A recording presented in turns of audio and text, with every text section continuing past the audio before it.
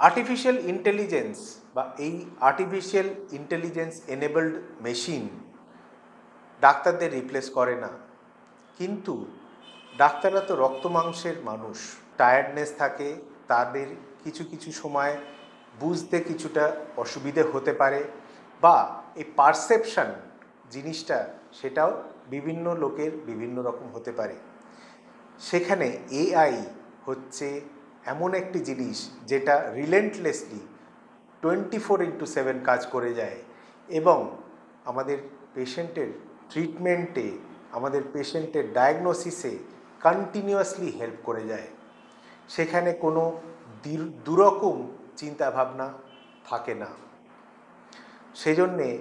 AI আমাদেরকে, ডাক্তারদের, এই পেশেন্টগুলোকে ট্রিট করতে খুবই হেল্প করে, স্পেশালি ক্রিটিক্যাল কেয়ারে, যেখানে প্রতিনিয়ত পেশেন্টের চেঞ্জেস আসছে, তার হিমোডাইনামিক চেঞ্জ হচ্ছে, ব্লাড প্রেশার চেঞ্জ হচ্ছে, ইউরিন আউটপুট চেঞ্জ হচ্ছে, কার্ডিয়াক আউটপুট চেঞ্জ হচ্ছে, ব্রিদিং প্যাটার্ন চেঞ্জ হচ্ছে, সেগুলো সব কিছু অ্যানালিসিস,